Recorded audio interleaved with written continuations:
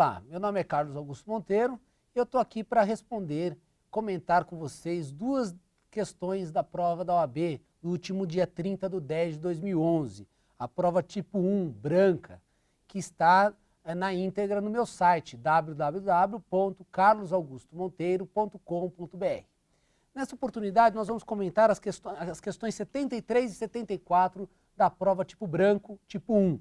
Então nós vamos lá, questão 73. Questão 73 diz o seguinte: uma empresa põe anúncio em jornal oferecendo emprego para a função de vendedor, exigindo que o candidato tenha experiência anterior de 11 meses nesta função.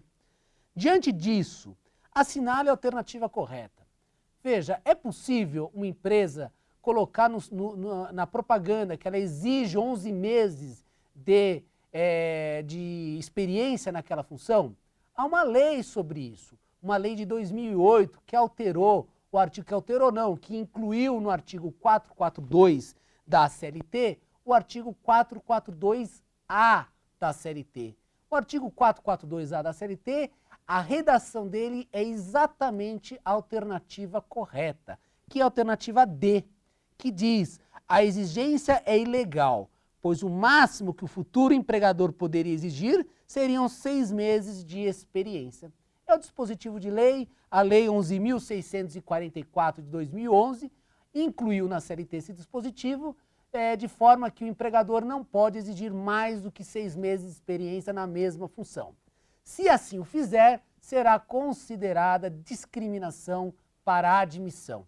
Portanto, a alternativa D é a correta, e as demais que falam 1 ano, a outra fala 3 meses, a outra fala que não tem prazo nenhum, está errado. Muitos assinalaram a alternativa B por desconsiderar, por desconhecer esta nova redação do 442. Então não há o que contestar do gabarito oficial e a alternativa D está correta. A questão 74. A questão 74 também foi muito questionada em razão da nova lei do aviso prévio proporcional, porque provavelmente ela foi elaborada antes da lei do aviso prévio proporcional, que é a lei 12.506 de 2011. Mas a edição dessa lei nada alterou a questão 74. Por isso, não há que se falar em qualquer nulidade dessa questão, que nós vamos passar a ver.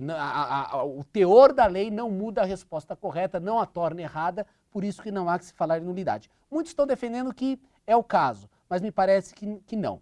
Mas vamos lá. O Sindicato dos Empregados de Empresa de Transportes e o Sindicato das Empresas de Transportes firmaram convenção coletiva, na qual foi estipulado aviso prévio de 60 dias, por tempo de serviço. No caso da dispensa sem justa causa. 2 meses depois desse instrumento normativo estar em vigor, o motorista Silvio de Albuquerque foi despedido imotivadamente pela transportadora Carga Pesada Limitada.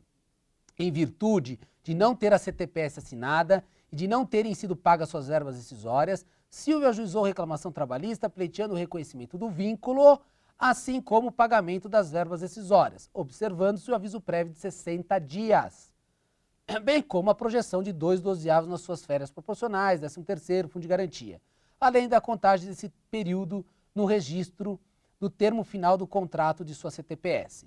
Em contestação, a transportadora impugnou a pretensão de Silvio, sob o argumento de que ele era autônomo e ainda que não fosse o Instituto do Aviso Prévio, tal como previsto no artigo 7º, inciso 21 da Constituição Federal, é de 30 dias, inexistindo lei que regulamente. Aí que está errado, porque existe lei agora que regulamenta, uma lei nova, Lei 12.506, que regulamentou o aviso prévio proporcional, mas isso não muda nada. Por quê? Continuando, diz assim: argumentou ainda que a convenção coletiva não é lei em sentido formal e que, portanto, seria inválida a regulamentação da Constituição por meio de autonomia coletiva sindical.